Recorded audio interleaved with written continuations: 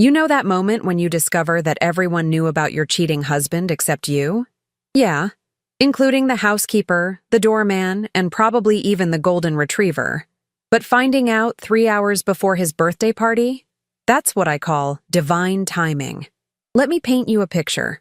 It's Saturday, March 15th, 2 in the afternoon, and I'm standing in my laundry room in our gated community house in Austin, Texas, holding Rosa's phone. Screen unlocked, WhatsApp open. And there it is, staring back at me like a neon sign in Vegas. A group chat called Poor Estelle. Not poor thing, not you know who. Poor Estelle, my actual name. In a group chat. About me. I'm Estelle Mitchell, 47 years old, mother of 2, married for 23 years to Heath, the so-called perfect husband who never forgot an anniversary, always brought flowers, and called me sweetheart in front of our friends at the country club. We have 2 kids, Paxton, 21, currently finishing his junior year at UT Austin, and Thea, 18, senior year at Westlake High School, already accepted to 3 universities. Heath is turning 50 today. I've spent the last 2 weeks planning this surprise party at the country club. Guest list of 60 people. 3-tier cake from that bakery downtown that charges more than my monthly car payment. A slideshow of family photos that took me 4 days to compile because apparently I'm the only person in this family who knows how to use Google Photos. And here I am, 3 hours before showtime, looking at 3 months' worth of messages. December through March. 90 days of conversation. The participants? Rosa, my housekeeper, my manicurist from the salon on 5th Street, Heath's personal trainer from the gym, and 6 more people I see at every neighborhood barbecue and PTA meeting. The messages read like a true crime podcast I didn't audition for. He showed up with her again at that motel off Highway 183. Poor thing is planning his birthday party while he's planning his exit strategy. Someone needs to tell her. No way, let her find out on her own. Less humiliating that way. Less humiliating. That's rich coming from people discussing my life like it's a Netflix series they're binge-watching over wine and charcuterie boards. The her in question, Daphne Carson, the widow from 3 houses down, the same woman whose husband died a year and a half ago from a sudden heart attack during his morning jog, the same woman I brought homemade chicken soup to when she had the flu last November, the same woman I invited to this party because I felt sorry for her spending another holiday season alone. Turns out she wasn't spending anything alone, especially not Tuesday and Thursday afternoons. The messages show it started 8 months ago, July of last year, right after the first anniversary of her husband's death, Heath consoling the grieving widow. Every Tuesday and Thursday afternoon, when he claimed he had administrative meetings at the dental clinic he owns downtown, the clinic where I happen to hold 40% partnership, by the way, courtesy of the business loan I co-signed when we opened it 12 years ago. Administrative meetings. The man has 3 dental hygienists, 2 receptionists, and a part-time bookkeeper. What exactly requires administrative meetings twice a week for 8 months straight? I scroll through more messages. There are photos. Not explicit ones, thank God, because I don't need that particular trauma added to my therapy bills. But photos of Heath's car parked at the Red Roof Inn off the highway. Photos of them having coffee at a Starbucks in Round Rock, 20 miles from our neighborhood. Photos of him buying flowers at Whole Foods on a Thursday afternoon. The flowers he brought home that night and told me he just saw and thought of me. I thought of you, sweetheart. You deserve beautiful things. Apparently, Daphne thought so too, because according to message number 47, he bought her the same roses, same Whole Foods, same Thursday, just 3 hours earlier. My hands are shaking. Not from sadness, not yet. Right now, I'm operating on pure crystallized rage, mixed with the kind of clarity that only comes when your entire reality shifts 30 degrees to the left, and suddenly, everything that never made sense clicks into place, like a jigsaw puzzle assembled by a sadistic game show host. Those late nights at the clinic, the weekend dental conferences in Houston and Dallas, the new cologne he started wearing last summer that I complimented and he said was a gift from a grateful patient, all of it. Every single piece, a performance, and I was the only one in the theater who didn't know she was watching a tragedy disguised as a romantic comedy. I look at the timestamp on the most recent message. Yesterday, Friday, March 14th, 11:30 at night. Party is tomorrow at 6. Think she'll figure it out when Daphne shows up? Probably not. Estelle is oblivious. Always has been. Oblivious. The word sits in my chest like a stone. Because here's the thing about being called oblivious. It's not that you don't see things. It's that you trust people enough to believe their explanations. When your husband of 23 years says he's working late, you don't hire a private investigator. You text him asking if he wants you to save him dinner. When 12 people at a party know your spouse is cheating and nobody tells you, that's not you being oblivious. That's them being complicit. I take a screenshot of everything. Every single message. Every photo. Every casual comment about my failing marriage discussed over group chat like it's weather patterns or restaurant recommendations. Then I forward it all to my email. 3 separate emails to 3 different accounts, just in case technology decides to fail me today of all days. Rosa walks into the laundry room. She sees me holding her phone. Her face goes white, then red, then settles somewhere around olive green. Mrs. Mitchell, I can explain. I hold up one hand. My voice, when it comes out, sounds eerily calm. Did you leave this here on purpose? She blinks. What? Your phone. Unlocked. Open to that specific group chat. In the laundry room, where I fold towels every Saturday morning at exactly this time. Did you leave it here on purpose? She stares at me for a long moment. Then quietly, yes. I nod. Set her phone on the washing machine. Thank you, Mrs. Mitchell. I need you to leave for the day, Rosa. Take Monday off too. Paid. I'll text you Tuesday. She opens her mouth, closes it, then leaves. I stand in the laundry room for exactly 3 more minutes. Then I walk upstairs, take a shower, do my makeup, and put on the navy blue dress I bought specifically for this party. The one Heath said made me look like a movie star. When I'm done, I look at myself in the mirror. 47 years old, 2 decades of marriage, 2 kids, 1 cheating husband, 12 complicit friends, and 1 widow who thought she could replace me in my own life. Game on. The country club looks perfect. Of course it does.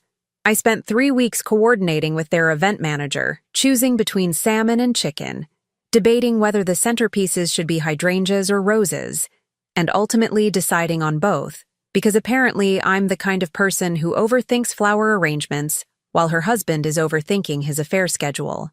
I arrive at 5:30, half an hour before guests. Keith is already there, playing golf with his brother until party time, completely unaware that his carefully constructed double life is about to become everyone's dinner conversation. The events coordinator, a woman named Miranda who I've worked with for years, greets me with her professional smile. Estelle, everything is set up exactly as you requested. The slideshow is ready, the cake is in the kitchen, and the bar is fully stocked. Perfect, I tell her. And the microphone system is working? Tested it this morning. You'll be able to hear a pin drop. Oh, Miranda. If you only knew what's about to drop, and it's definitely not a pin. Guests start arriving at 6. I stand by the entrance like the dutiful wife I've been for 23 years, greeting everyone with hugs and smiles. My face hurts from smiling. Every person who walks through that door is someone I've known for years.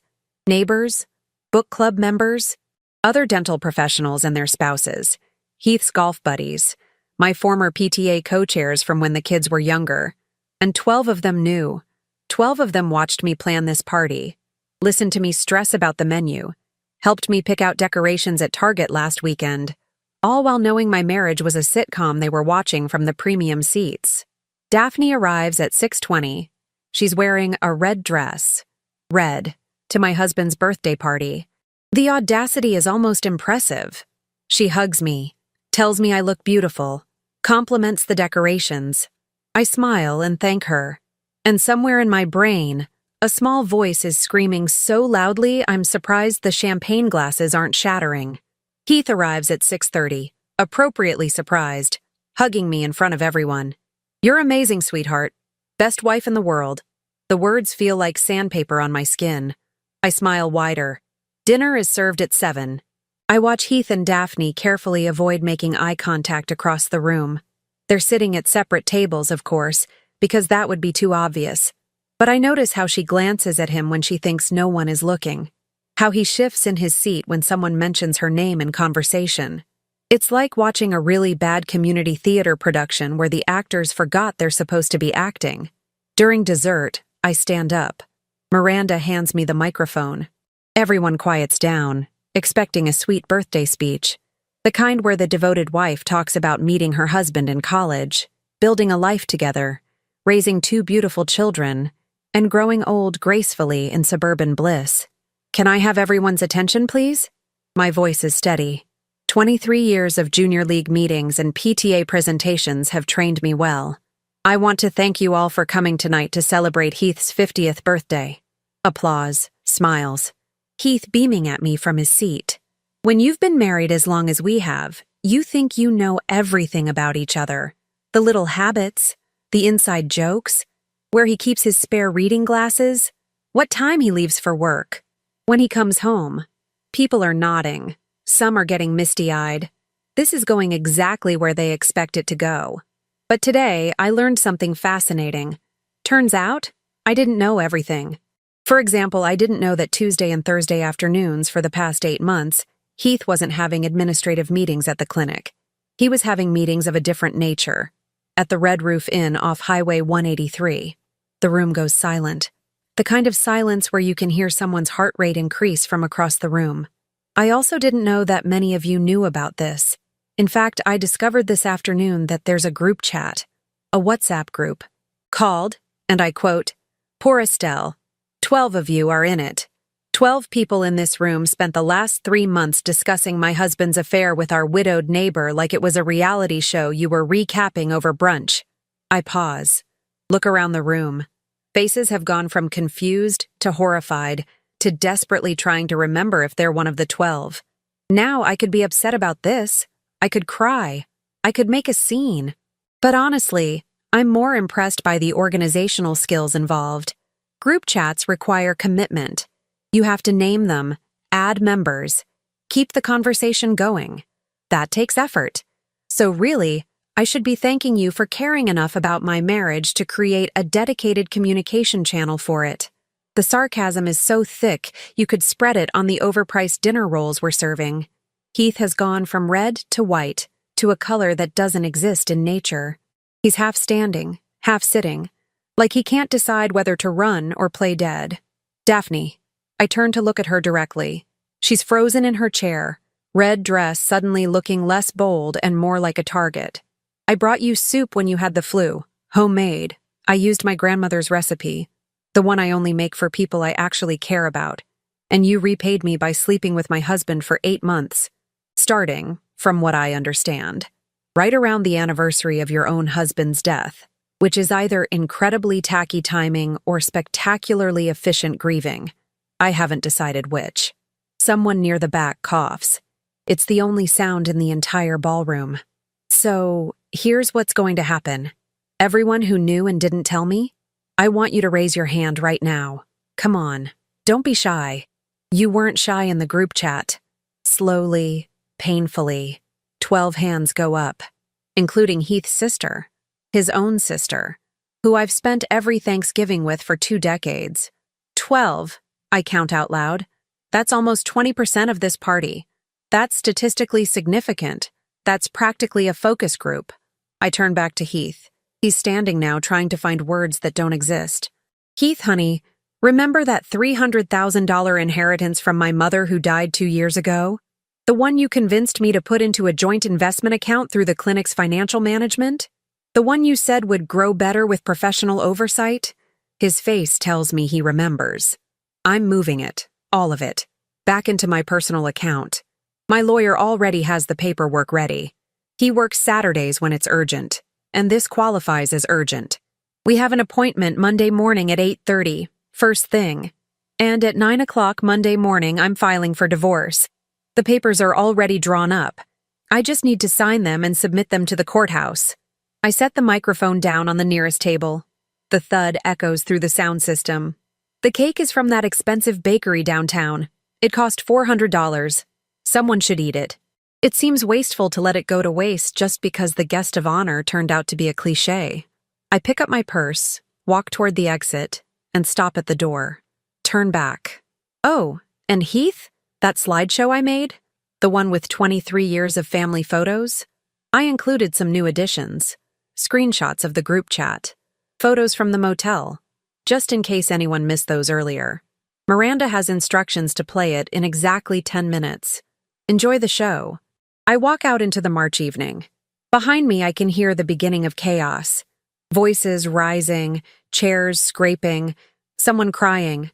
My phone buzzes. It's Paxton, texting from his apartment near campus. Mom, what's happening? Aunt Lisa just called me freaking out. I text back, come home tomorrow. I'll explain everything. Bring laundry. I'll make your favorite dinner. 3 dots appear. Then, are you okay? I think about that question. Am I okay? My marriage just exploded in front of 60 people. My husband of 23 years has been cheating on me for 8 months. 12 people I considered friends watched it happen and said nothing. But I also just took control of $300,000, publicly exposed every person who betrayed me, and ruined a birthday party so thoroughly it'll be talked about in this neighborhood for the next decade. I text back, I'm spectacular. See you tomorrow.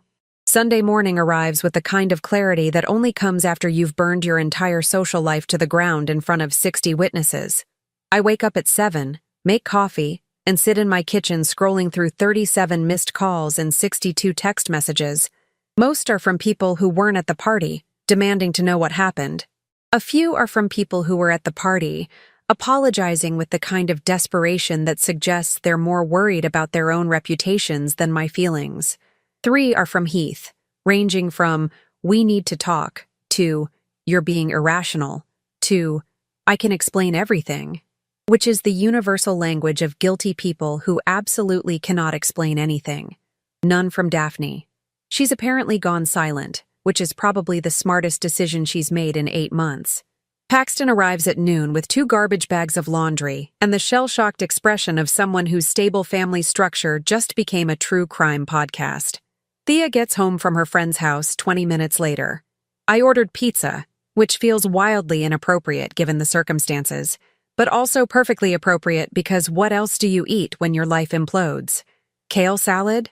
We sit in the living room, both kids staring at me like I've suddenly started speaking ancient Greek. Your father and I are getting divorced, I say, because there's really no gentle way to deliver that information. He's been having an affair with Daphne Carson for 8 months. I found out yesterday afternoon. I confronted him at the party. It was spectacular and terrible, and I don't regret a single second of it. Thea's face does that thing where emotions cycle through so fast you can practically see them changing like slides in a presentation. Shock, confusion, anger, sadness, back to anger. Daphne, the widow, the one you made me help carry groceries for when she sprained her ankle last fall? The very same. That's disgusting. Agreed. Paxton is quieter, processing. He's always been the analytical one. How long have you known? Since 2 o'clock yesterday afternoon. Rosa left her phone in the laundry room. There was a group chat. 12 people knew and didn't tell me. Aunt Lisa? Aunt Lisa. He sits back, shaking his head. That's messed up. We eat pizza. We talk. They ask questions. I answer honestly, leaving out the more graphic details because I'm their mother, and there are limits. Paxton asks about the logistics of the divorce. Thea asks if she has to see her father. I tell them we'll figure it out as we go, which is the most honest answer I have. That night, after they've both gone to their rooms, I sit at my desk and open my laptop. Time to do what any self-respecting woman in my position would do. Research. I start with the clinic's financial records. As a 40% partner, I have full access to the accounting system. Heath never changed the passwords because Heath, for all his dental expertise, has the technological sophistication of a potato. What I find is interesting. Very interesting. Over the past 8 months, there have been consistent charges on the clinic's corporate credit card, hotel rooms, dinners at expensive restaurants, jewelry purchases from a boutique in downtown Austin, flowers, wine, a weekend stay at a bed and breakfast in Fredericksburg that was allegedly a continuing education conference. Except I can cross-reference the Dental Association's website, and there was no conference in Fredericksburg that weekend. There was, however, a romantic getaway package at the exact bed and breakfast where the card was charged, complete with couples massage and champagne breakfast. Heath used business funds for his affair, business funds that I partially own, which means he didn't just cheat on me personally, he cheated the business, our business, the one we built together 12 years ago, with a loan we co-signed and profits we both earned. This changes everything. I screenshot every transaction, download every receipt, create a spreadsheet that would make a forensic accountant weep with joy. Dates, amounts, locations, purposes. 8 months of documented financial infidelity that goes far beyond moral failure and straight into legal liability. Then, I dig deeper. The joint investment account where my mother's inheritance sits, the one Heath convinced me to put under the clinic's financial management for better returns and tax benefits. Turns out there's another name on the account I didn't know about. A second signature authorization added 3 months ago. December 15th to be exact. Right around the time the group chat was created. The name? Daphne Carson. I have to read it 3 times to make sure I'm seeing it correctly. He added her to an account containing my inheritance, my mother's money. The $300,000 that was supposed to be my security, my children's education fund, my future. He gave her access to it. I sit back in my chair and laugh. Not the happy kind of laughter. The kind that happens when you discover your life has been even more of a fraud than you thought possible.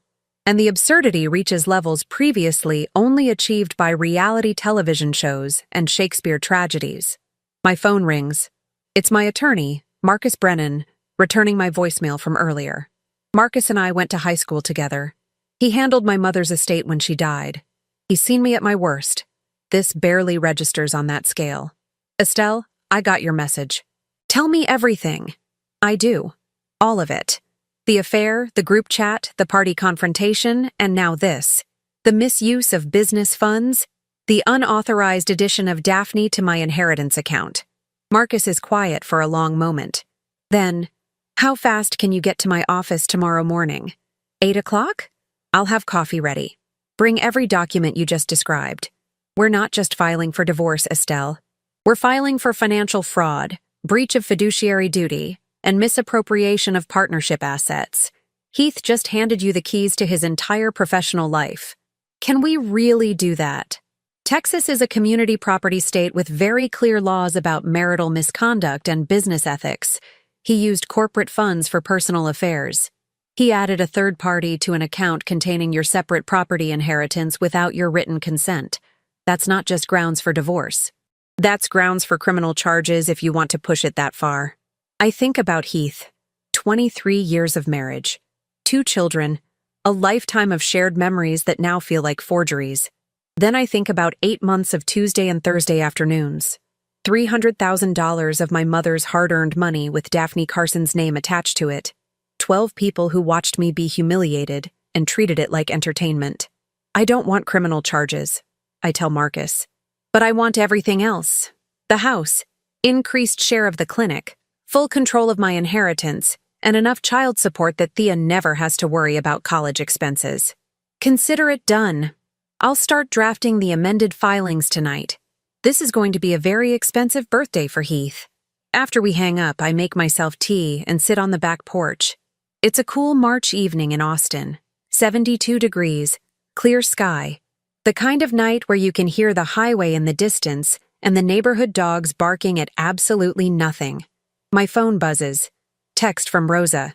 Mrs. Mitchell, I'm so sorry. I should have told you months ago. I left the phone for you because I couldn't watch anymore. You deserve to know. I text back. Take the week off. Paid. When you come back, we'll talk about a permanent raise. You did the right thing. 3 dots. Then, thank you. You're a good person. Am I? I just destroyed my husband's birthday party, and I'm about to destroy his financial security and professional reputation. But he destroyed my trust, my marriage, and my sense of reality first. So maybe we're even. Or maybe keeping score is pointless when the entire game was rigged from the start. Another text, this time from a number I don't recognize. This is Daphne. We need to talk. I stare at the message for a full minute. The audacity. The sheer, unmitigated audacity of this woman to text me after everything. I reply, "No, we really don't. But you should talk to a lawyer. You're about to be named in a lawsuit for being added to financial accounts without proper authorization. Have a nice evening." I block the number. Tomorrow morning, 8 o'clock, Marcus's office. Tomorrow at 9, the courthouse. By tomorrow afternoon, Heath Mitchell's perfectly constructed life is going to look like a demolition site. And I'm going to be standing in the rubble, holding the blueprints for something better. Monday morning, March 17th, 8 o'clock sharp. I'm sitting in Marcus Brennan's office with 3 folders of documentation, a flash drive containing every screenshot and receipt, and the kind of caffeinated determination that could power a small city. Marcus spreads the documents across his conference table like a general planning a military campaign. This is better than I expected. Much better. Heath didn't just make mistakes. He made a comprehensive catalog of legally actionable errors. That's my husband. Always been an overachiever. Ex-husband, as of approximately 1 hour from now. He slides a paper across the table. Initial divorce filing. Standard grounds plus adultery, which Texas still recognizes as fault-based grounds. That alone affects asset division in your favor. I sign it. My signature looks remarkably steady considering my entire life is being reorganized on legal letterhead. Now the interesting part. Marcus pulls out another document. Breach of fiduciary duty claim against Heath for misuse of partnership funds. Every hotel room, every dinner, every piece of jewelry he bought for Daphne using the clinic's corporate card. That's roughly $47,000 over 8 months. 47,000? I knew it was bad. I didn't know it was luxury sedan bad. He was thorough. I'll give him that. There's also the issue of adding Daphne Carson to your inheritance account without your written authorization. In Texas, separate property remains separate property. Your mother's inheritance was yours alone. The fact that he added a third party to that account without your signature is fraud. Clear, documentable fraud. What does that mean practically? It means we're freezing that account immediately, removing Daphne's access, and transferring full control back to you. We're also demanding Heath reimburse the partnership for all personal expenses. And we're asking for an increased stake in the clinic as compensation for his breach of partnership agreement. How much increased? You currently own 40%. I'm asking for 60. I blink. That would make me majority owner. Correct? Heath would work for you. Marcus smiles, and it's the kind of smile that makes me understand why he has a 93% success rate in family law. He can either agree to the terms, or we go to court where all of this becomes public record. Every transaction, every hotel receipt, every text message. His entire patient base will know he's been using their payments to fund an extramarital affair. They'll leave him. Many will. Dental practices rely heavily on reputation and trust. Hard to trust a man who lies professionally and personally. We spend the next 45 minutes reviewing every document, every claim, every strategic move. By the time we're done, I feel like I've just completed a masterclass in legal warfare. At 9 o'clock, we walk to the Travis County Courthouse. The building is busy with Monday morning proceedings, lawyers in suits carrying briefcases, people looking variously stressed, bored, or resigned to their bureaucratic fates. We file the divorce petition. We file the breach of fiduciary duty claim. We file the emergency motion to freeze and transfer the inheritance account. Everything is submitted, stamped, logged into the system. Official, irreversible, real. Heath will be served by end of business today, Marcus tells me as we walk back to his office. I'm using a process server who specializes in, let's call it, dramatic timing. Heath will receive all these documents while he's at the clinic, in front of his staff. Maximum impact. Is that ethical? Entirely. And effective. He embarrassed you publicly. Turnabout is fair play. By the time I get home, it's 10:30. Paxton is making breakfast, which in his vocabulary means cereal and whatever leftovers survived the weekend. Thea is at school, presumably pretending her life is normal while fielding texts from friends who heard about the party disaster. My phone has been buzzing nonstop. I finally look at it. 17 missed calls from Heath. 23 text messages ranging from apologetic to angry to desperate.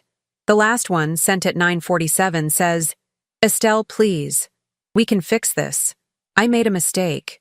Don't do this to our family. Our family. The one he systematically dismantled every Tuesday and Thursday for 8 months. That family." I don't respond. At 2:15, Marcus calls. He's been served. Apparently, he was with a patient when the process server arrived. Had to excuse himself. Staff is now aware something major is happening. Good. Gets better. Daphne was also served. I filed a separate claim against her for unjust enrichment and civil conspiracy. She can't access the inheritance account, but she did receive approximately $6,000 in gifts purchased with clinic funds. We're demanding reimbursement. She's going to lose her mind. She already did, according to my process server. Lots of tears. Lots of yelling. Threatened to call her own lawyer. I encouraged her to do exactly that because her lawyer will tell her she doesn't have a legal leg to stand on. That evening, Heath shows up at the house. I watch through the window as he parks in the driveway, sits in his car for 5 full minutes, then finally gets out and walks to the door. I don't let him in. We talk through the screen door like strangers, which is fitting because that's essentially what we are now.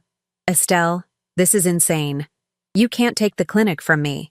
"I'm not taking it. I'm assuming appropriate ownership based on your breach of our partnership agreement. It's all in the documents.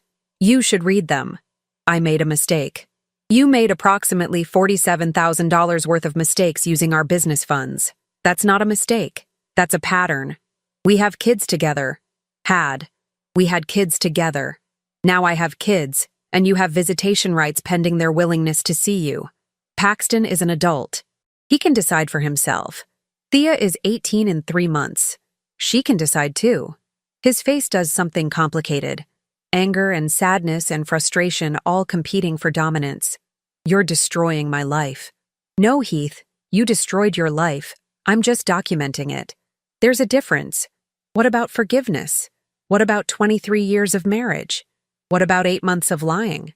What about giving your mistress access to my mother's money? What about humiliating me in front of everyone we know while 12 people watched and did nothing?" My voice stays level. Calm. It's the calmness that seems to scare him most. You don't get to betray someone comprehensively and then demand forgiveness because the consequences are inconvenient. He tries several more arguments. I shut down each one with the kind of precision that comes from having spent 2 days thinking through every possible conversation. Eventually, he leaves. Drives away in his luxury sedan that was probably paid for with profits from the clinic I now effectively control. Paxton appears behind me. "You okay, Mom?" Surprisingly, yes. I think I'm running on spite and legal vindication. That's a valid energy source. 3 days later, on Thursday, March 20th, Heath agrees to the settlement terms. All of them. 60% ownership of the clinic for me. Full control of my inheritance. Child support for Thea through college. Division of remaining assets heavily weighted in my favor due to marital fault. He keeps his retirement account and his car. I keep everything else, including the house. Marcus calls me with the news. He signed everything. His lawyer advised him that going to court would be significantly worse. The evidence is overwhelming, and a judge would likely award you even more. How long until it's final? In Texas, there's a mandatory 60-day waiting period from filing to finalization. But the financial arrangements are effective immediately. The clinic ownership transfers today. Your inheritance account is already back in your sole name. Heath has been removed from the house title. That fast? When the documentation is airtight and the other party has no leverage, things move quickly. That afternoon, I drive to the clinic. My clinic, technically, since I now own the controlling share. The staff looks at me with a mixture of sympathy, curiosity, and what might be respect. The office manager, a woman named Patricia who's worked there for 9 years, pulls me aside. "Mrs. Mitchell, I just want you to know, most of us had no idea. And the few who suspected something felt horrible about it. Thank you, Patricia. Nothing about the business operations will change. Heath remains as the primary dentist. I'll be a silent partner unless financial decisions need approval. We're glad you're keeping the practice running. Heath is good at dentistry, just apparently terrible at everything else. That's possibly the most diplomatic way anyone has described him in the past week. Daphne, according to neighborhood sources that suddenly feel very comfortable sharing information with me, put her house up for sale. She's moving back to Florida where her sister lives. Apparently, Austin has become socially inhospitable for women who sleep with their neighbors' husbands and get caught. The 12 people from the group chat have mostly gone silent. A few sent apologetic messages. I haven't blocked them, but I haven't responded either. They exist now in a social purgatory of my making, uncertain whether they're forgiven or forever exiled. I'm comfortable letting them wonder. Rosa got her raise. 30% increase plus 3 months bonus, exactly as promised. She cried. I told her she earned it. She's the only person in this entire disaster who actually did the right thing, even if her timing was motivated by guilt. Thea goes to therapy. So does Paxton. So do I. We sit in separate offices with separate therapists and process the demolition of our family structure in our separate ways. Thursday evenings have become therapy night, which is ironic considering Thursday afternoons used to be a fair time. The symmetry is not lost on me. 6 months later, September arrives with the kind of heat that makes you remember why people call Texas the surface of the sun. But I'm not in the suburban house anymore, surrounded by memories of a marriage that was always more fiction than fact. I'm in a downtown Austin loft with floor-to-ceiling windows, exposed brick, and exactly 0 reminders of the past 23 years. The divorce finalized in May, exactly 60 days after filing, with no drama and no last-minute appeals. Heath signed everything, moved into a modest apartment near the clinic, and presumably began the process of rebuilding a life that no longer includes controlling 60% of his own business. I sold the house in July. Turns out a 4-bedroom property in a gated community sells fast when you price it fairly, and don't have emotional attachment to the square footage. The profit went into an account I control completely, joining my mother's inheritance that never did get touched by Daphne's perfectly manicured hands. With the house money and some of my settlement, I did something I've been thinking about for 15 years. I opened my own interior design consultancy. Small operation. Just me, a part-time assistant, and a client list that's growing faster than I expected. Apparently, people in Austin appreciate someone who can make a room look expensive without actually being expensive.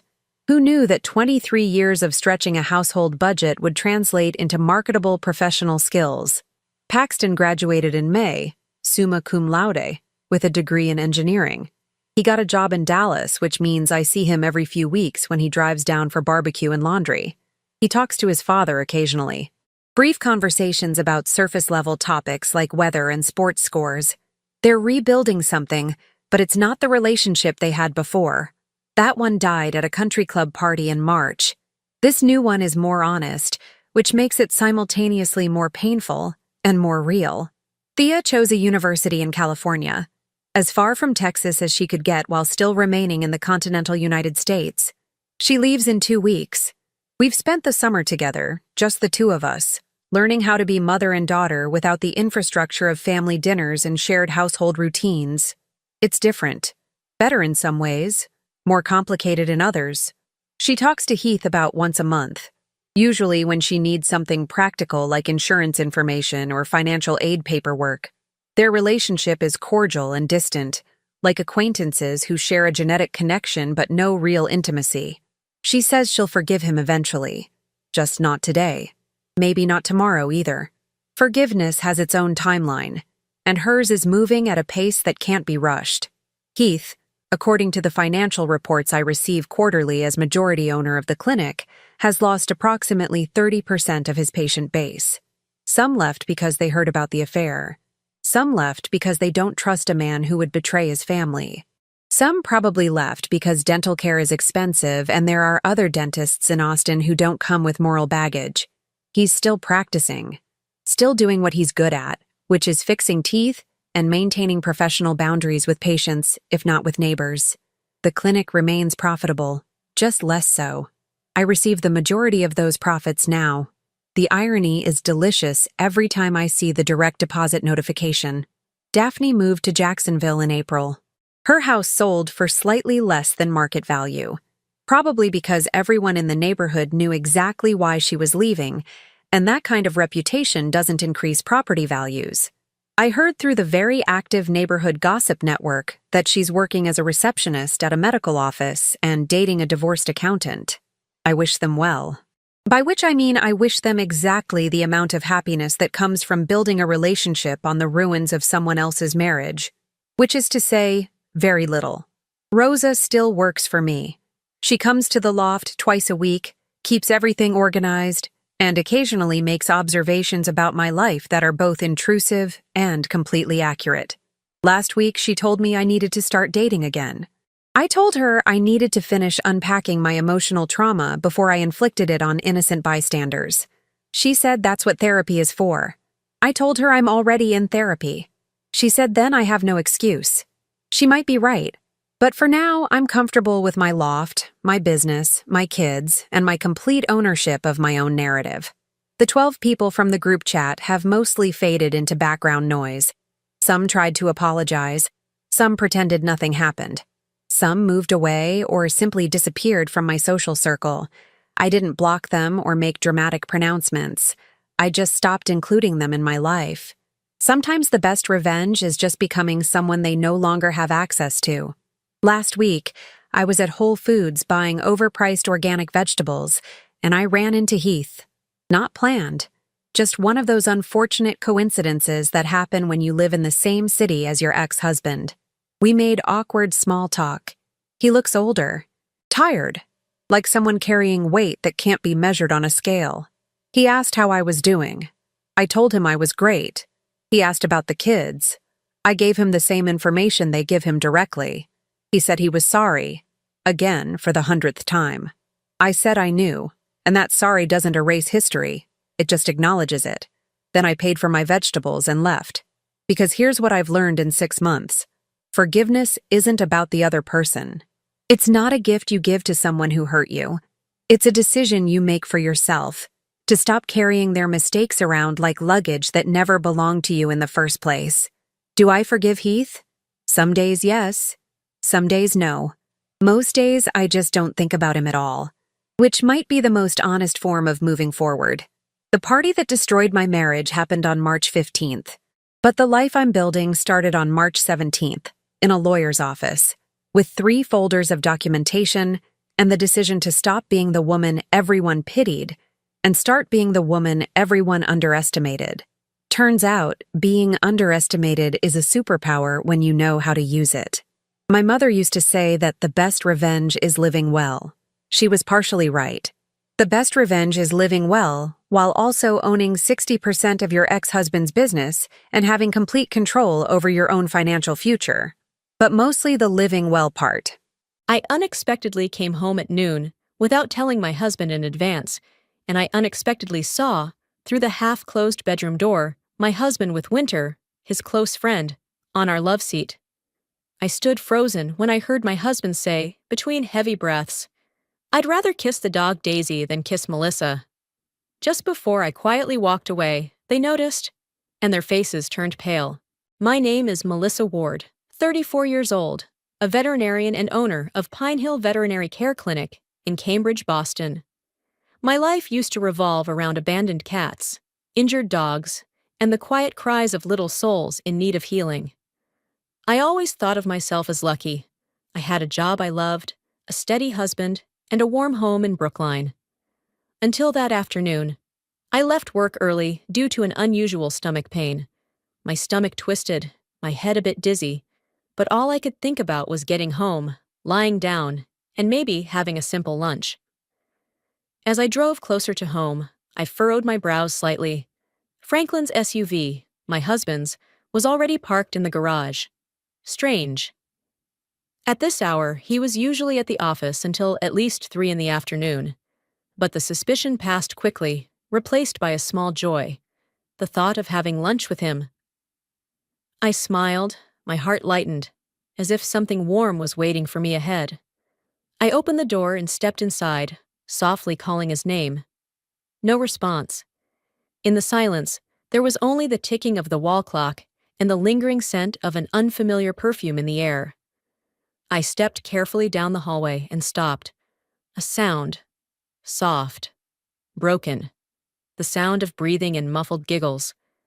My hand trembled as it touched the half-closed bedroom door. And then, everything inside me collapsed.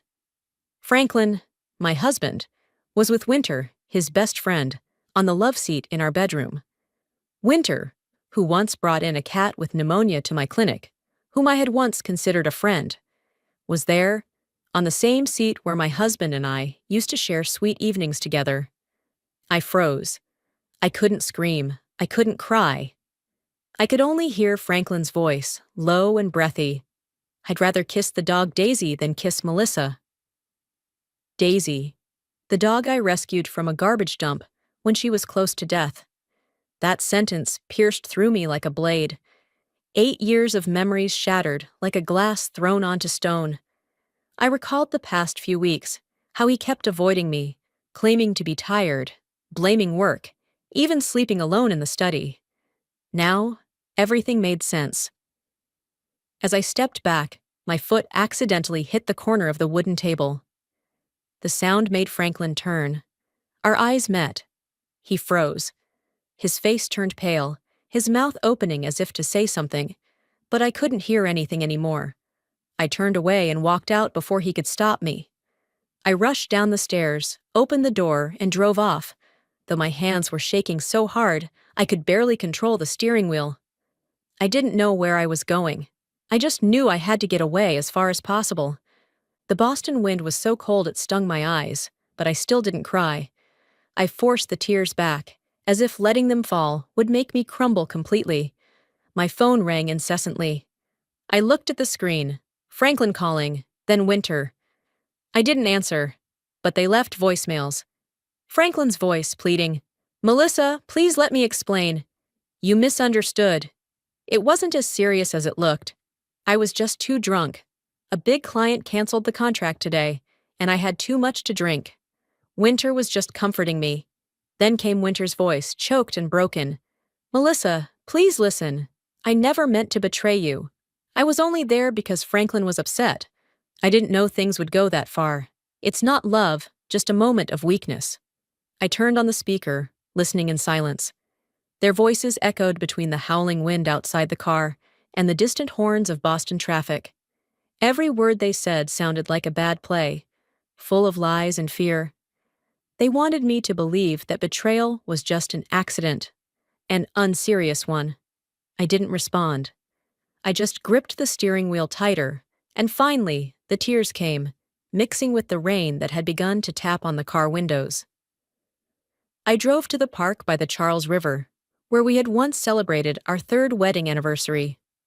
I sat on the cold stone bench, stared at the misty water, and realized I had lost not just a husband, but also the most beautiful part of my trust. An elderly woman walked by with a white-haired dog, paused, and looked at me with gentle eyes. "Are you all right?" she asked. I nodded faintly. She smiled.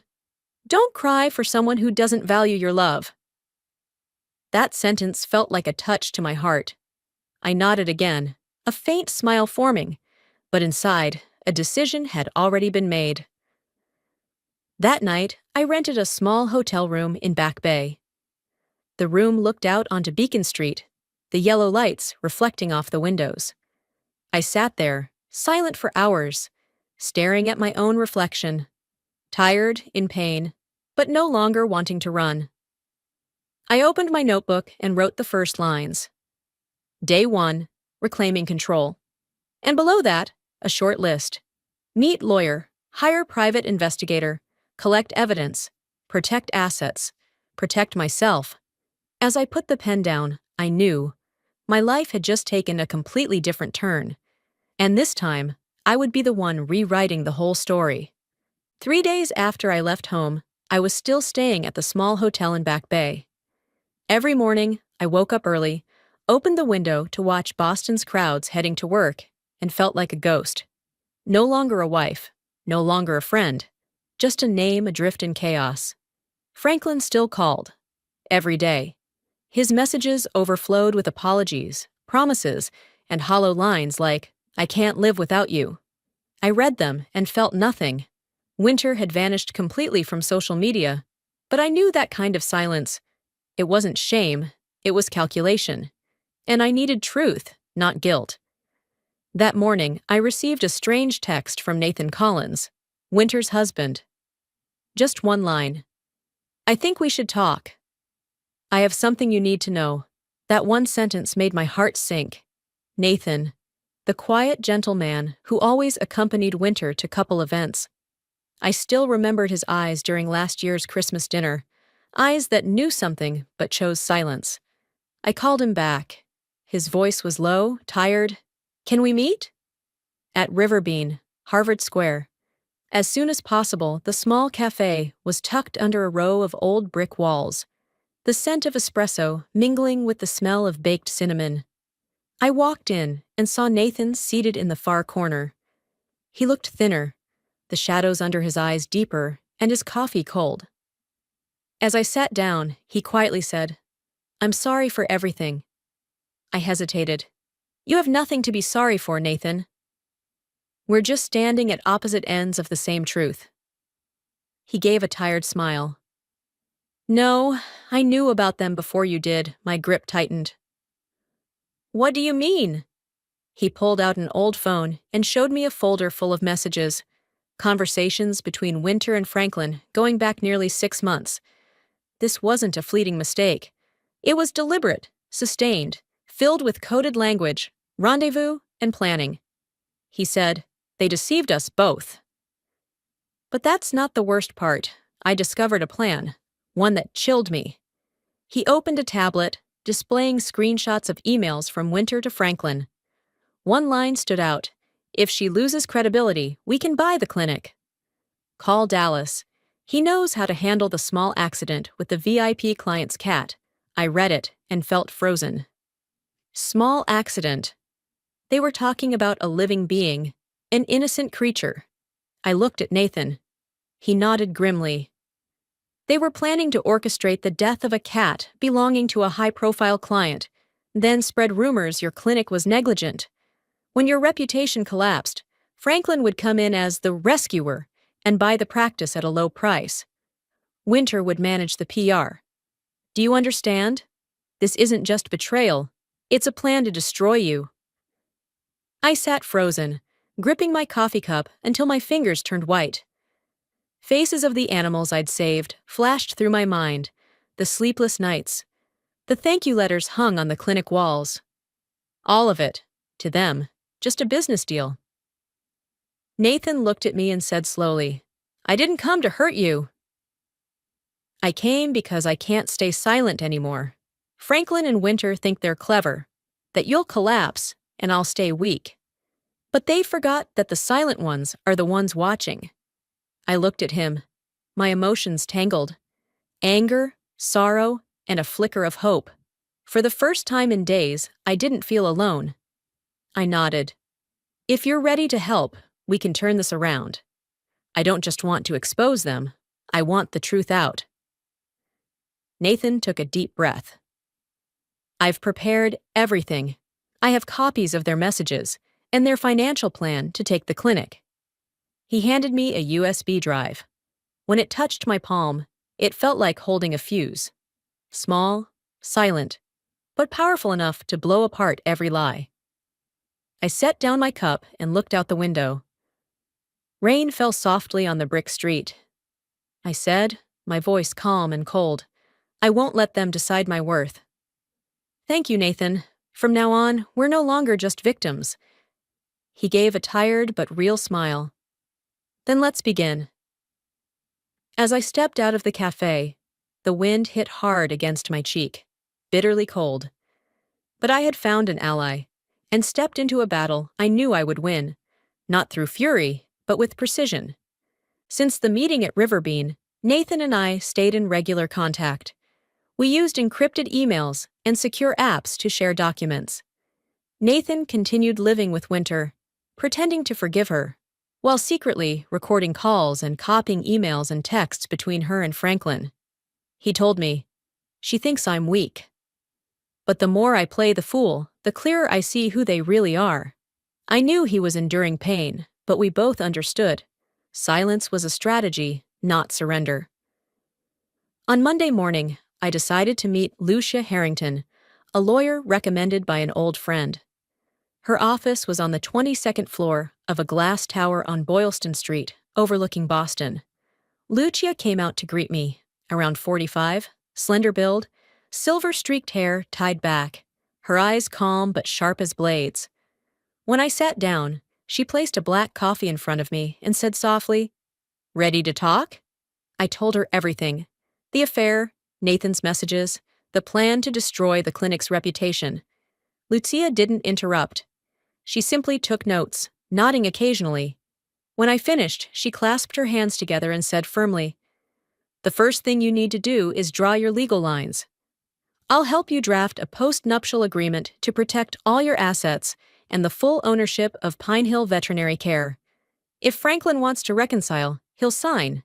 If not, you still win," I sighed. "He won't sign if he knows the real reason." Lucia smiled faintly. "He'll sign. Men like Franklin only trust what they believe they control. You just need to give him that illusion." Then she looked me in the eye. "Melissa, when a man cheats, he's not just taking your trust. He's testing whether you'll fight back. And if you don't, he'll believe you deserved it." I sat in silence. Her words struck deep, not because they hurt, but because they were true. I'd trusted too much, been too gentle. Now I had to use the same intellect I used to heal others, to save myself. Lucia opened another folder and pointed to documents I needed: financial statements, my veterinary license, lease agreements, and tax returns. "We'll move everything temporarily into a personal trust, under your name and an independent trustee. We'll use Massachusetts laws protecting personal businesses in marriage. Think of it as a strategic relocation." I nodded and started taking detailed notes. For the first time in weeks, I felt my breathing steady. No more chaos, no more being pushed into corners. I was writing the rules now. The meeting lasted over an hour. As I stood to leave, Lucia placed a gentle hand on my shoulder. "Melissa, you heal the voiceless. Now, learn to heal yourself, with reason, not sympathy." Stepping out of the building, the wind from the Charles River blew my hair back. I opened my phone and began recording all incoming calls from Franklin, saving every message to a separate drive and sending a backup to Lucia. I even installed a small recorder in the clinic, in case Winter or anyone tried to interfere. That evening, I opened my laptop and created a folder titled Recovery Plan. Inside were 3 new files: legal documents, evidence, Franklin and Winter, and next steps. I stuck a note on my screen: control. Don't react. At that moment, I understood. To reclaim freedom, I didn't need to scream or retaliate in pain. I just had to let them fall into their own trap. And the first thing I needed was proof. I returned to Pine Hill Veterinary Care on Thursday morning, after nearly a week off, under the pretense of recovering my health. As the glass door swung open, the familiar mix of antiseptic and coffee from the front desk greeted me. Everything looked normal, but I knew, from now on, every corner of this place would be a battleground. Sienna, my assistant, rushed over, her eyes a mix of relief and worry. "Dr. Melissa, I'm so glad you're back. There's something I think you should know." I looked at the young woman, her hands tightly clutching a file. "Tell me, Sienna." She swallowed hard, lowering her voice. "2 days ago, Franklin came to the clinic. He said you were sick and had authorized him to collect a few client contract files. I thought it was odd. He's never gotten involved with the clinic before, but he was confident and he had a printed email with your signature." I remained silent. One word lit up in my mind: forgery. Sienna continued. "I secretly checked the security footage. Here." She opened her laptop and pulled up a video. On screen, Franklin in a long coat and sunglasses, heading straight for the back archive. He discreetly opened a cabinet, pulled out files, took photos with his phone, and quickly slipped them into his bag. As he exited, a woman in a gray coat, unfamiliar, was waiting in the parking lot. She received a small USB from his hand. I stared at the screen, my heart slowing, each beat icy cold. He didn't just betray me, he's stealing our client's trust. Sienna nodded quietly. I backed up the footage to a separate drive, password protected. If you want, I can send it to your lawyer. I took her hand and gave it a light squeeze. Thank you, Sienna. Keep this between us. From now on, anyone asking about me, don't say a word. She nodded, her gaze more resolute. I understand. I'm on your side that night. As Boston glowed under warm yellow lights, I sat in my small hotel room and replayed Franklin's video frame by frame. The hum of city traffic blended with the steady beat of my heart. No longer chaotic. I placed the USB into an envelope, sealed it, and sent it overnight to Lucia Harrington. With it, a short note. They've started playing dirty. I'm ready, around 10 p.m., Lucia called back, her voice as calm as ever. Good, Melissa. Now you have visual evidence. But don't rush. You don't need to strike first. In law, timing outweighs evidence. Let them confess on their own. That's how you win, not just in court, but in yourself. I listened silently, eyes fixed on the window. The reflection of street lamps shimmered on the glass, revealing a woman staring back, no longer broken, no longer grieving.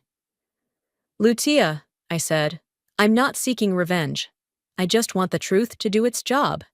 She replied, and it will, when you're patient enough. I nodded, set the phone down, turned off the lights, and let the faint blue glow of the laptop screen fill the room. In the darkness, I heard the clock ticking, each beat soft yet firm, like the footsteps of justice drawing near. 2 days later, I received a message from Franklin. Just one conversation. One chance, Melissa. I was wrong. I stared at the screen for a few seconds before typing back. All right. Oakview, 7 p.m. Oakview, the restaurant where we celebrated our 4th anniversary. That night, he had given me a bouquet of white roses and whispered, I love the peace in you. Now I chose that very place, to see how much of his so-called peace remained. That evening, Boston lay beneath a soft layer of mist. I wore a simple cream dress, hair neatly pinned, and the same small silver earrings I used to wear on clinic days. When I walked in, I saw Franklin already seated at our old corner table. He looked thinner, scruffy-bearded, shirt wrinkled, yet still forced a smile, as if that could erase everything. Thank you for coming, he said hoarsely. I gave a small nod. You said you needed to explain. Franklin sighed, clenching his hands, eyes fixed on the table. I know you saw everything. I won't make excuses. That day, I drank too much. The past month's been hell. Major clients dropped out. My mind's been a mess. Winter came to comfort me, and things got out of hand. I remained silent. My composure clearly unsettled him. I know it was terrible. I regret it every day. We were just friends. I don't love her, Melissa. Not at all. I just felt weak, just wanted someone to listen, just that once. I was wrong, I tilted my head, my voice soft, as if speaking to an anxious patient. And you think a canceled contract gave you the right to destroy 8 years of trust? He lowered his head, voice cracking. I don't know what to say besides, I'm sorry. I just want a second chance. I'll do anything to prove I'm sorry. I paused for a long moment. Then, I pulled a white envelope from my bag and placed it before him. You said anything, right? Franklin looked at me and nodded eagerly. Yes. Anything to fix this marriage. I slid the envelope toward him. Then sign this. A post-nuptial agreement. Lucia, my lawyer, Jers, drafted it. If you truly want to start over, sign it. It's just a way to ensure you won't repeat your mistakes. He looked at me, suspicious. You hired a lawyer? I smiled faintly. You once told me, trust without terms is just fleeting emotion. I'm applying that now. Franklin opened the document, skimmed the first few lines. I knew he wouldn't read closely. That's who he was. Overconfident, dismissive, certain I'd always be soft. He grabbed the pen and signed. Done, he said with a sigh, then reached for my hand. I know you still love me, Melissa. I see it in your eyes. I let his hand rest for a moment, then gently pulled away. Everyone deserves a chance to make things right. He frowned, puzzled. I smiled, stood, collected the document, and slipped it back into my bag. Thanks for signing. Things will be much clearer from now on. I left him sitting there, surrounded by candlelight and the distant sound of a cello. As I stepped out into the sharp Boston wind, I stood on the sidewalk and took a deep breath. In my bag, the freshly signed post-nuptial agreement held a clause that stated any act of deceit, manipulation, or financial misconduct would trigger civil penalties and forfeiture of shared assets. Franklin had just signed his name into a perfect legal trap. And the cruelest irony? His own story of drunken weakness gave me every reason to set it. I turned and walked into the Boston night, a faint smile flickering across my lips. For the first time, I felt no need to retaliate, because I knew the truth stood with me, and he had just signed the beginning of his own downfall. The next morning, I received an envelope from Joseph Hale, the private investigator Lucia had recommended. Inside was a full report on Franklin's past, neatly organized, chilling, and full of fragments I had never known. The first page read, Elaine Ward versus Robert Ward, divorce file, Essex County, 1997. Franklin's father, Robert Ward, had cheated on his wife with a company employee. His mother, Elaine, divorced him when Franklin was 10. Since then, the boy had lived caught between love and resentment. He loathed his father's betrayal, yet grew up to become his mirror image. A brief note from his school psychology report read, emotionally unstable, strong possessive behavior, tendency to replicate paternal patterns. I read, my heart heavy. And then came the lines that left me frozen. At age 18, Franklin had a sexual relationship with Amy, his 16-year-old cousin, resulting in a pregnancy. Her family threatened legal action for statutory rape, but Franklin's mother, Elaine, secretly paid a large settlement, $50,000 at the time, in exchange for silence. 4 years later, during his senior year in college, Franklin had an affair with Michaela, a married professor. The relationship ended only after her husband found out, filed a complaint with the university, and forced Franklin to transfer schools to avoid disciplinary action. I sat still, feeling like I was reading a recycled script, one where every generation of Ward men rewrote the same sin, just with new settings. Lucia called, her voice steady. Franklin despised his father, yet he's living out the same life. A child raised in betrayal either fears becoming the betrayer or becomes him, I replied softly, and Franklin chose the second. I closed the file and looked out the window. Morning light filtered through the Boston curtains, casting streaks like boundaries between past and present. Inside, I felt no more rage, only clarity. He hadn't accidentally betrayed me. He was repeating a legacy carved deep into his blood. I texted Lucia. I understand now. I want to know the origin of the other one. She replied, Winter? I think her husband is quietly digging into her past too. I set my phone down and inhaled deeply. A clear thought rose within me. To end this cycle, I couldn't merely punish them. I had to bring the truth to light, so the pattern of pain could stop with me. That afternoon, I met Nathan again at Riverbean.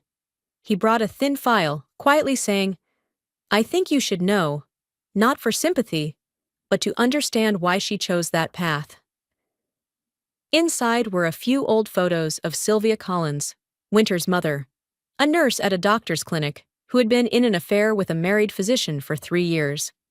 When Sylvia became pregnant, the man disappeared, leaving her with an illegitimate child and not a word of remorse.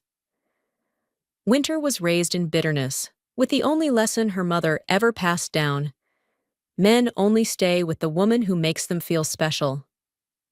I understood. She had learned to love wrongly from a woman who had once loved wrongly too. 2 entries in the file made my blood run cold. In her senior year of high school, Winter had an affair with Jackson, the father of her best friend. The relationship only ended when they were caught in a hotel, discovered by that very friend and her mother. Years later, during her internship, Winter again fell into an affair with Tristan, her married supervisor, which lasted 9 months before his wife found out, and he fired Winter in exchange for forgiveness. I read all this, and my heart sank. Not from hatred, but from the realization. Winter hadn't just ruined someone else's marriage. She was reliving her mother's tragedy, believing that she'd only be seen if she could possess a man who already belonged to someone else. Lucia once said, "Those who hurt others are often the ones who've never been healed." Now I understood. Winter didn't just want to steal my husband. She was trying to reclaim the image of a father she never had, and Franklin, sadly, was the perfect man for that role. I closed the file and told Nathan, "I'm not here to forgive. I just need to end this." He nodded. End the cycle that began with them. With truth.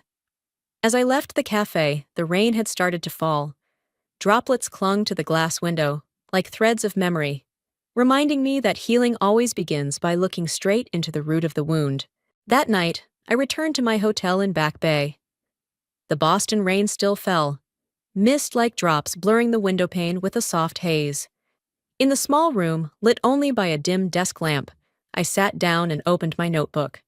For the first time since everything began, I wrote, not to vent, but to see the story from outside my pain. I drew 2 parallel columns and wrote Franklin's name on the left, Winter's on the right. Beneath each, I jotted brief clinical notes like a psychiatrist annotating trauma. Franklin feared becoming his father, repeated betrayal. Winter longed to be seen by her father, pursued married men. I stared at those lines for a long time, as if facing 2 mirrored souls. A man who betrayed because he feared his past, and a woman who stole love to feel loved. Neither of them truly loved anyone. They were both running from childhood wounds, and in their flight, they used me like an obstacle to trample over in order to feel worthy. I closed my eyes and recalled what Lucia had said in our first meeting. Those who hurt others are often the ones who've never been healed. Back then, I thought it was just philosophical comfort. Now it echoed in me like a brutal truth. I had seen it. They were not monsters, only children who grew up in dark houses, now fumbling to relight a candle, even if it meant burning others. I turned to a new page and wrote in firm strokes, "I will not let their past define my present. I will end the cycle, with truth, not hatred." I closed the notebook and set the pen down. In the mirror's reflection, my face no longer looked lost. It held the stillness of someone who had finally seen through the illusions. Outside, the rain fell harder. I stood and drew back the curtains, gazing down at the streetlights.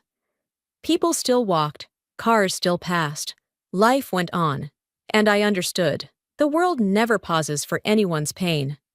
But tonight, for the first time in weeks, I didn't feel pain anymore. There was only one thing left to do: bring the truth into the light. 2 weeks later, I sent out invitations for the celebration of my 8th wedding anniversary with Franklin. The invitation was elegant, gold-edged white background, listing the venue. The Grand Ivy Hotel, Boston, 18th floor ballroom. No one knew that this event wasn't a celebration. It was a courtroom of truth I had built myself. Franklin protested violently when he saw the guest list. "Are you insane? Why would you invite Winter and Nathan? You want to turn our anniversary into a farce?" I only smiled and replied gently, "I just thought we should have everyone who's been part of our lives present. I want to start fresh, remember?" He hesitated, then nodded. He thought I had softened. He believed silence from a woman meant forgiveness. He didn't know I was silent because I was listening to the truth approaching. In the days of preparation, Lucia and Sienna came to the hotel to help. We rented a private meeting room next to the ballroom, where Lucia set up a small projection system and reviewed the USB, containing all the evidence. Franklin breaking into the file room, the messages detailing their plan to discredit the clinic, and the recorded conversation between me and Franklin at Oakview. Lucia placed a hand on my shoulder and said calmly, "When the truth is revealed, you don't need to shout. Let it speak for you, Sienna." The once shy assistant had become a pillar of strength. She helped organize the documents, arrange seating, and test every device. At one point, she looked at me, eyes tinged with concern. "Are you sure you're ready to see them in the same room?" I smiled, steady. "I've already seen the worst. Everything from now on is just truth." Meanwhile, Nathan continued his role as the forgiving husband. He messaged Winter, subtly feeding her the illusion that Franklin was leaving me for her. The conversations were archived by Lucia as proof of motive and conspiracy. Nathan told me over the phone, "She believes it now. She thinks Franklin will choose her, and this event is where he'll make it official." I replied quietly, "Let them reveal themselves. When people think they're about to win, they drop their masks." On the final night before the event, I sat in the hotel room, gazing out at the city lights. Boston shimmered, traffic flowing like a constellation of moving stars. I opened the USB again and replayed the videos, the evidence. Each frame was once a blade. But now, it didn't hurt anymore. It only reminded me how far I'd come. At 11 p.m., I closed the laptop and exhaled deeply. Tomorrow, it would all end. Not with tears, but with light.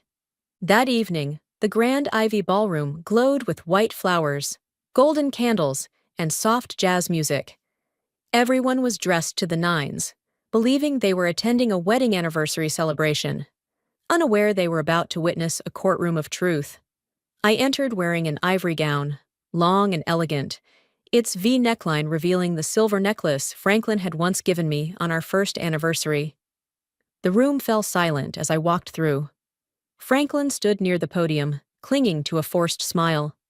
Winter, in a navy blue dress, sat in the back row, her eyes flickering between nervousness and confidence, as if she truly believed tonight Franklin would finally claim her.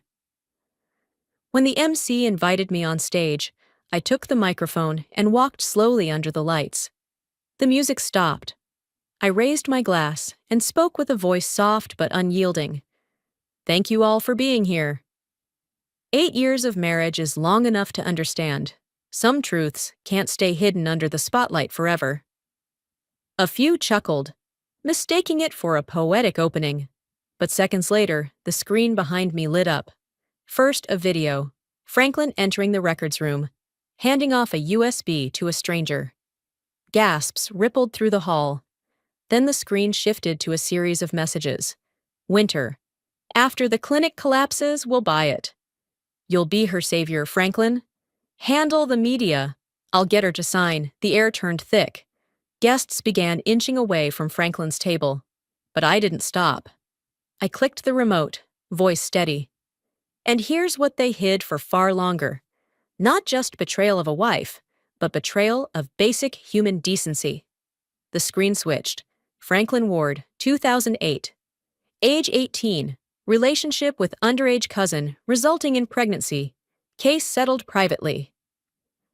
A stunned murmur swept the room. Then a photo from 2012, captioned, "Affair with married professor. Transferred schools after complaint." Franklin's face drained of color. His grip on the wineglass turned his knuckles white. I said nothing, just looked at him. Then the slide changed again. Winter Collins, 2010. High school student, affair with best friend's father, Cotton Hotel. Another wave of whispers.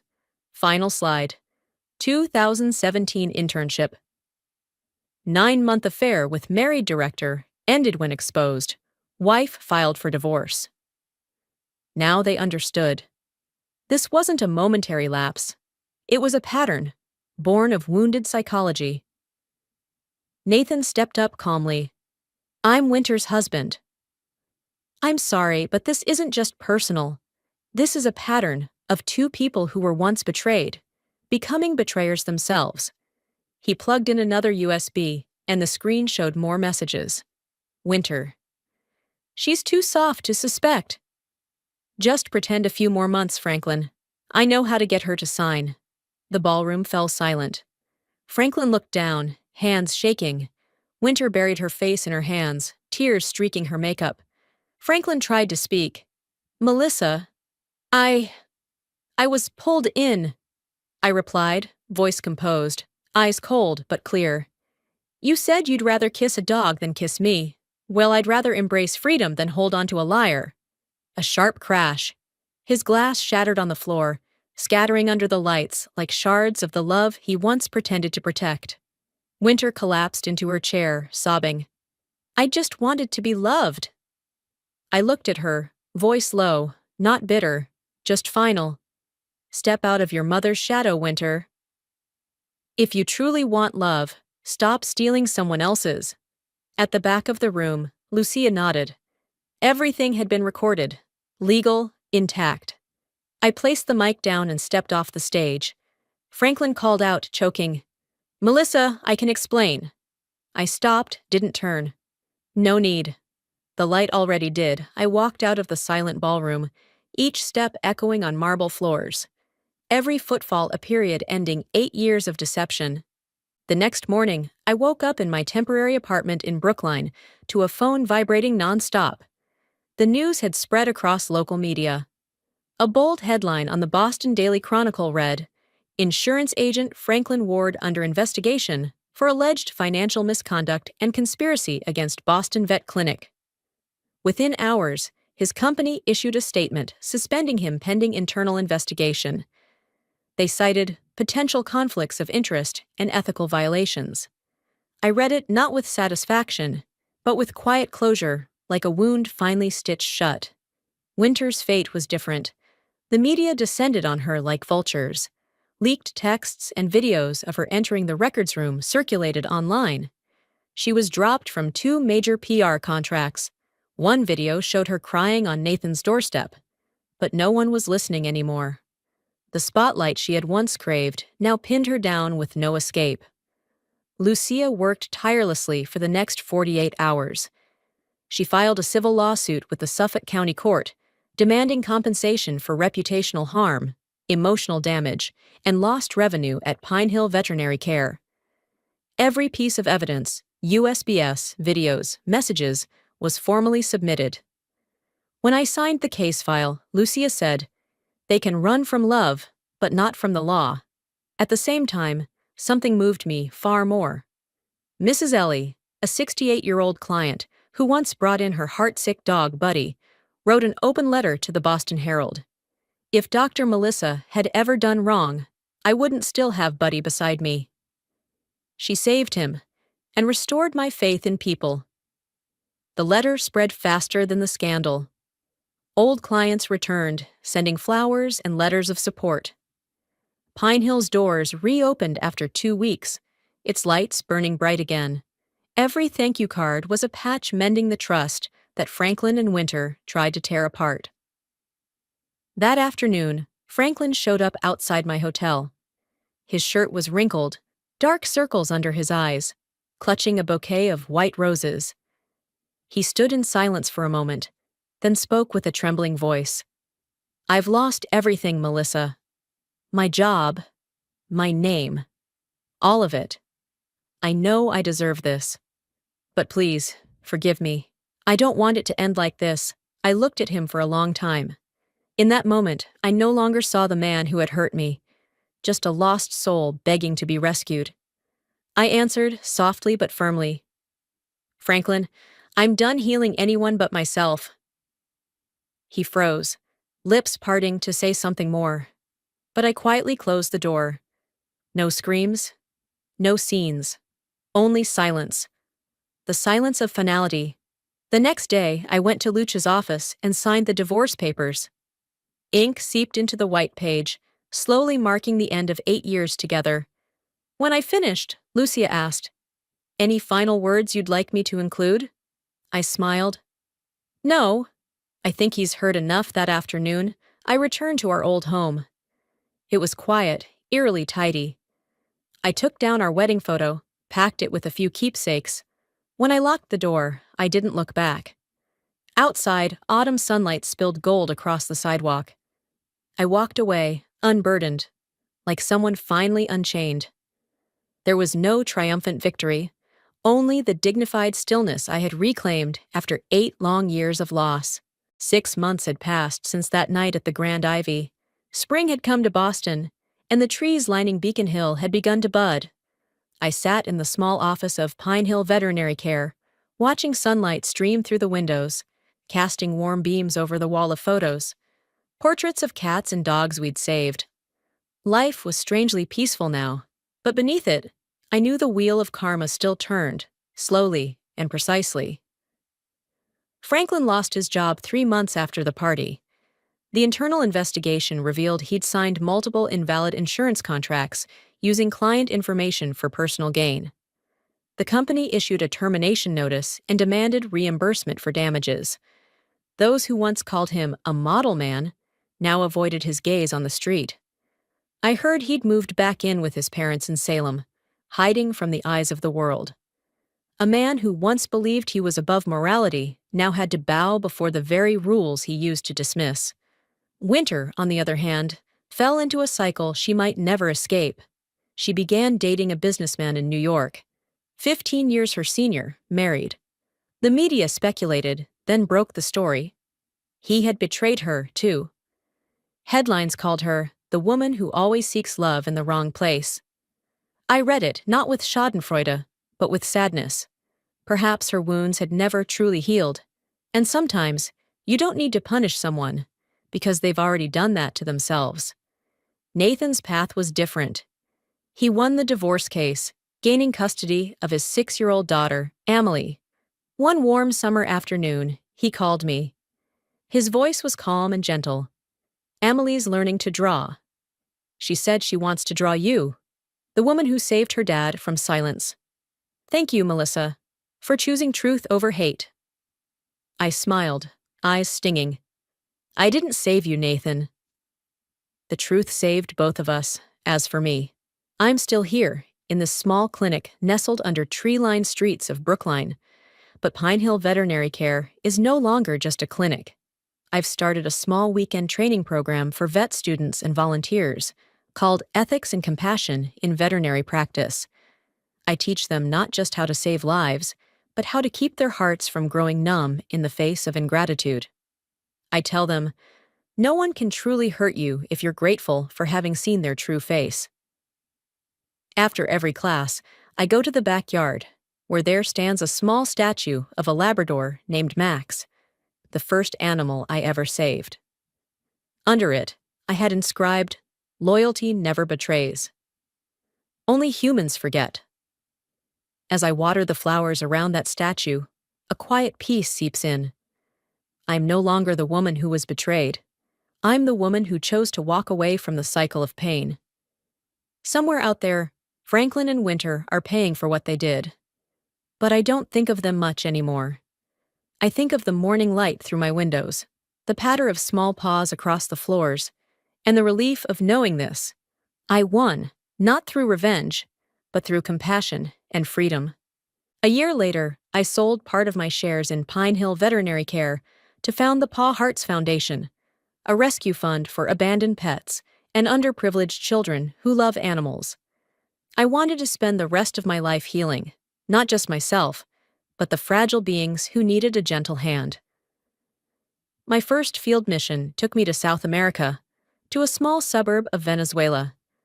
There, children lived in tin-roofed wooden homes, clutching skinny dogs like they were their whole world. I worked with a team of volunteers to set up a temporary animal shelter and teach the children how to care for their companions. One hot afternoon, while handing out disinfectants, I heard a faint sound from behind a pile of trash. A tiny, dust-covered kitten peeked out, trembling, with round gray eyes staring up at me. I picked it up, brushed off the grime, gently touched the wound on its paw. It nuzzled into my palm and let out a soft purr. I smiled, an abandoned soul, looking for something to believe in. In its eyes, I saw myself a year ago, wounded, cast aside, yet still believing in kindness. I named it Chance, for its second chance. That evening, during our volunteer team dinner, an American man named Michael Rivers, part of the medical group, handed me a small roadside bouquet. Nothing fancy, just wild daisies wrapped in brown paper. He smiled. These were the first flowers to bloom after yesterday's storm. I thought you should have them. I accepted them with a quiet smile. Not a promise, not a beginning, just the peace of two strangers sharing a moment of light in a foreign land.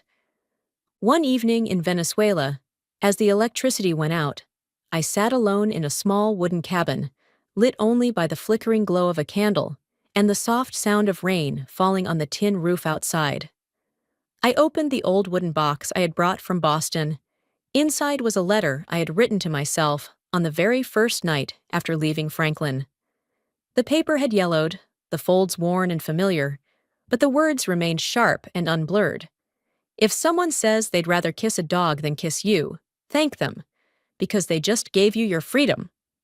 I read it again and smiled, not with the bitterness of past wounds, but with the quiet recognition of a woman who had come to understand. Freedom doesn't mean leaving someone, it means knowing when something no longer deserves a place in your life. I folded the letter gently and held it over the candle flame. The paper caught fire, its words curling, fading, dissolving into smoke that floated out through the open window. It wasn't an act of resentment, nor regret. It was simply a final farewell to the version of me that once stayed too long. When the flame went out, I looked up and saw Chance, the little gray kitten, curled peacefully at my feet, and I listened to the soft rhythm of the rain above. And in that quiet moment, I knew with absolute clarity, I had finally, truly healed.